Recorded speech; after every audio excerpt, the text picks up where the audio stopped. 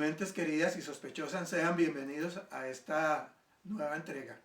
Hoy seguiremos adentrándonos en el pensamiento del autor que también veíamos la vez pasada, en la pasada y sospechosa entrega. Hablo del joven filósofo italiano Diego Fusaro y su propuesta acerca de la resiliencia. Recuerden dar pulgar arriba, recuerden compartir el video, quédense hasta el final, déjennos sus comentarios. Somos Sospechosamente, una apuesta por el pensamiento crítico. Odio la resiliencia, una palabra de poder. Diego Fusaro. Como no puedes cambiar el estado de las cosas, sopórtalo con constancia y sin dejar que, a su vez, te cambie a ti. Ese es el imperativo elemental de los resilientes, el talismán de su subalterna y perpetua rendición al mundo dado. La indiferencia y la resiliencia son dos caras de la misma moneda. Ambas son posturas derrotistas frente a la vida. El indiferente, al no elegir, al no posicionarse, elige lo que hay. El resiliente parte de la idea de que el orden establecido de las cosas es inmutable, que no se puede cambiar. Por lo tanto, toma partido por la adaptación. No cambia el mundo, termina adaptándose, cambiándose a sí mismo. El indiferente dice lo siguiente: el mundo y sus relaciones no son asunto mío y por tanto no se implica. El resiliente cree que solo debe ocuparse de sí mismo, de su situación y sus problemas personales. Y así, pese a no poder revertir lo existente, al menos resistir. Se promete a sí mismo no dejarse corromper, no desintegrarse en el naufragio coral. Para ello propone una lucha individual, una supuesta solución biográfica a las contradicciones sistémicas objetivas. De esta manera, ambas contribuyen de forma pasiva a mantener el orden establecido de las cosas. No olvidemos que tanto el resiliente como el indiferente, como se dice en el libro del Apocalipsis, serán vomitados por su tibieza por el Señor. Fuente Danut Craio. Odio la resiliencia. Sinopsis. Resiliencia es una palabra de uso corriente en los discursos de la política desde que en 2013 Obama la lanzara en el foro de Davos. Los principales líderes políticos de Occidente la adoptaron inmediatamente y la han promovido con insistencia. ¿Pero qué es la resiliencia? Para los legos su significado es equivalente al de resistencia, pero no es así. Podemos leer en un diccionario que resiliente es aquel que manifiesta la capacidad de resurgir de experiencias difíciles, adversidades, traumas, tragedias, amenazas, manteniendo una actitud positiva al afrontar la existencia.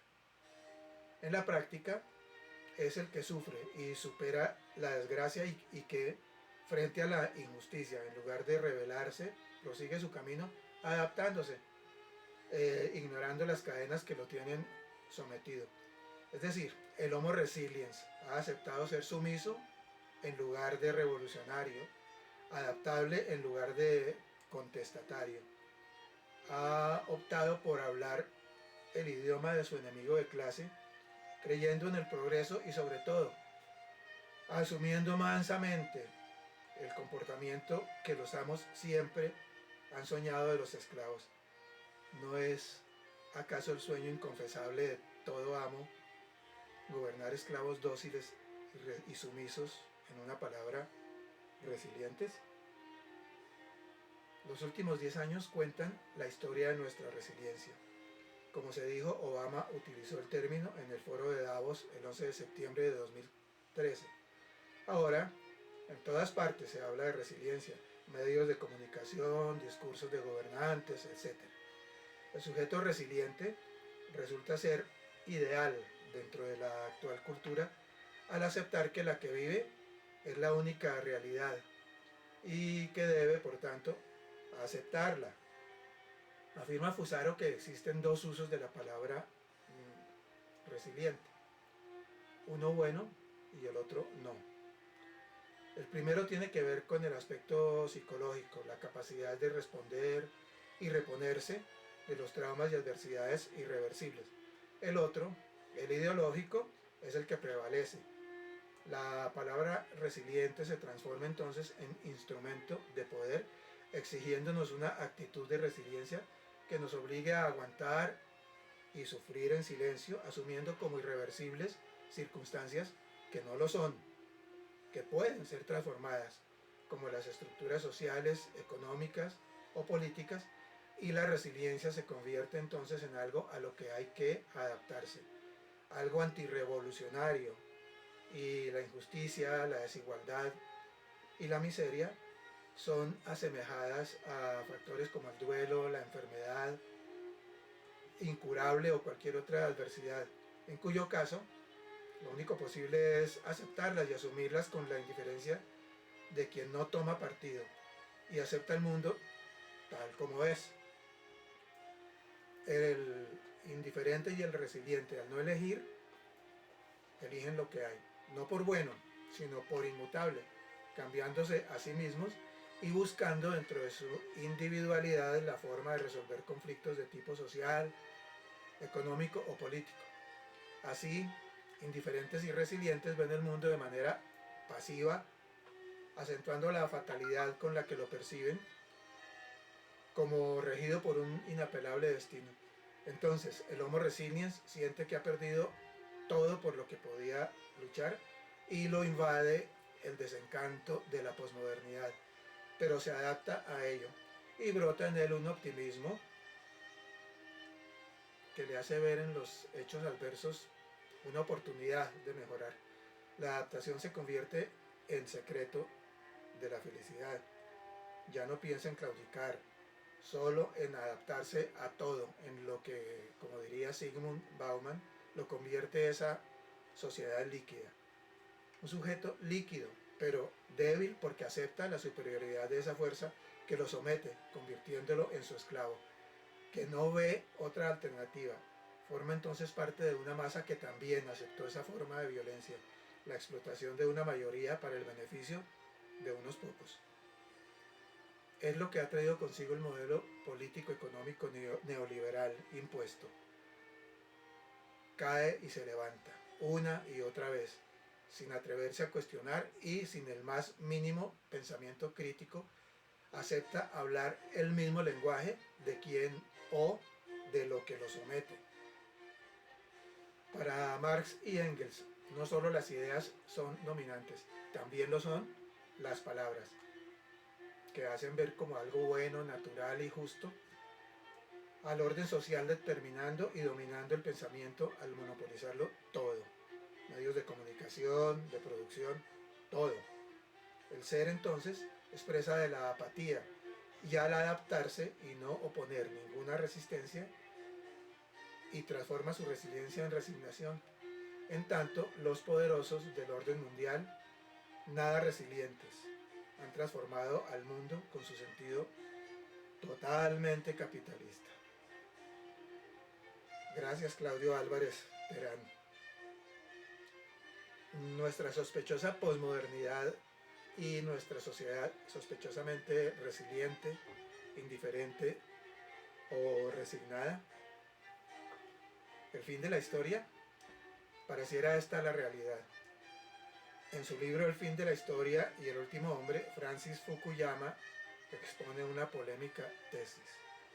La historia, como una lucha de ideologías, ha terminado, con un mundo final basado en una democracia liberal que se ha impuesto tras el fin de la llamada Guerra Fría y la caída del comunismo. Así, esto se interpreta como el fin de las guerras y las revoluciones sangrientas. No. La historia continúa y el ser humano continuará produciéndola. Más guerras, más revoluciones sangrientas, más polarización, más odio. Pero, comillas, la historia la escriben los vencedores. Es la frase que no nos cansamos de escuchar porque es cierta. Los vencedores la escriben y los tiempos que vivimos así lo confirman, aunque la vivamos día a día porque somos parte de ella y la hacemos sin darnos cuenta apenas, son otros los que la escriben a su acomodo.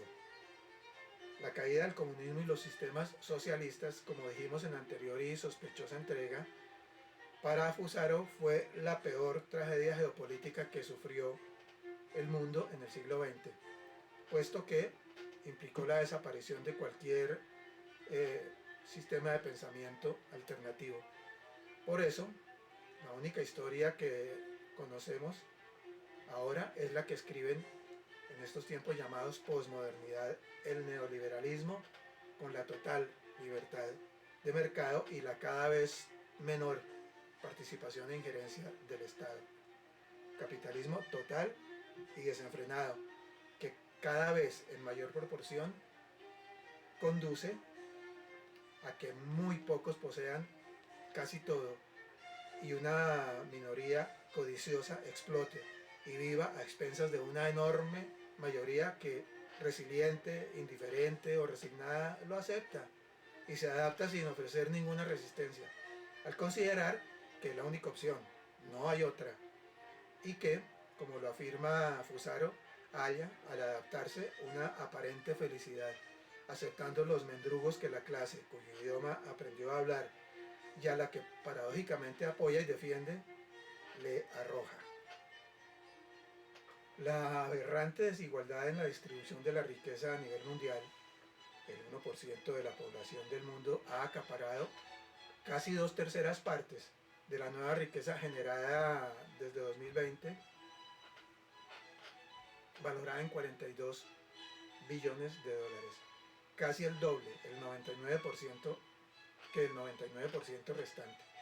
Proporción que va en aumento, poniendo de manifiesto lo que el triunfo de la llamada democracia liberal tras el fin de la llamada Guerra Fría y la caída del comunismo ha significado para el mundo.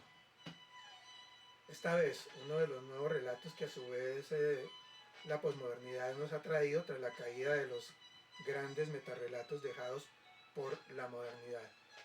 Como sea, el mundo lo ha aceptado y ese 99% de población que intenta repartirse y sobrevivir con lo que el 1% le deja, lo recibe con resiliencia y resignación. En nuestra particularidad las cosas no son nada diferentes.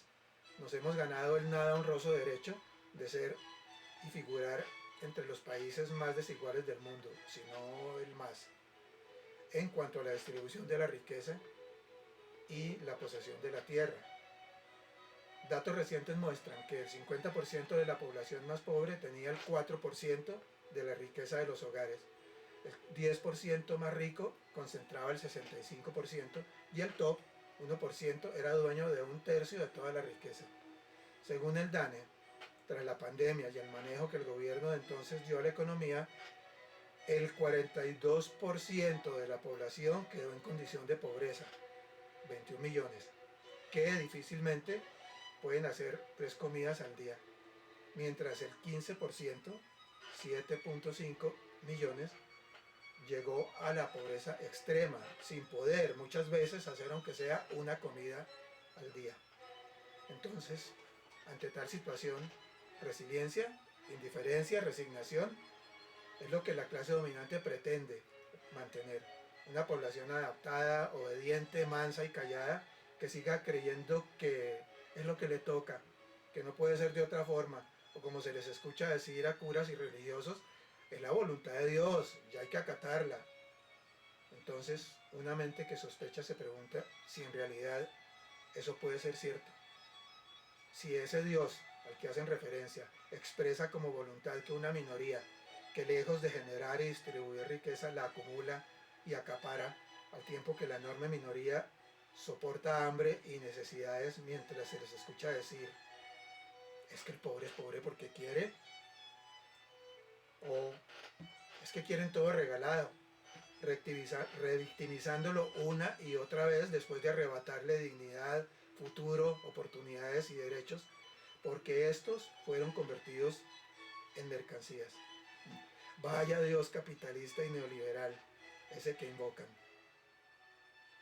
En cuanto a la posesión de la tierra, las cosas no son ni mucho menos mejores. El 1% de terratenientes acapara el 81% de la tierra productiva, mientras el 19% de las tierras restantes se reparte entre el 99% de pequeños poseedores.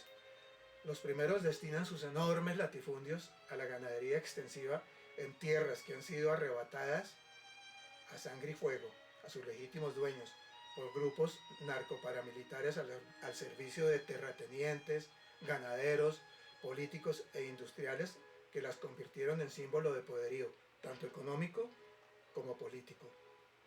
Ante tan desolador panorama, ¿qué? Resiliencia para aguantar, indiferencia para mirar hacia otro lado, o resignación para aceptarlo como algo que debe ser así, porque los poderosos así lo dispusieron. Todos los burdos abusos y atropellos cometidos durante 2 siglos de vida republicana e independiente y 50 años de narcotráfico y narcoparamilitarismo en contubernio con sus gobiernos lograron que el país haya empezado a despertar de su aletargada resiliencia, indiferencia y resignación y esté exigiendo un cambio. Esto llevó al gobierno, que no al poder, al primer gobernante progresista que, a pesar de las furiosas embestidas que a diario recibe de la extrema derecha, ahora oposición, de la que forman parte los más poderosos políticos, banqueros, dueños de los principales medios de comunicación, industriales y gremios dominados por ellos, intenta llegar a los sectores más marginados y discriminados con reformas agrarias, de educación, salud, justicia, torpedeadas y obstruidas todo el tiempo por aquellos.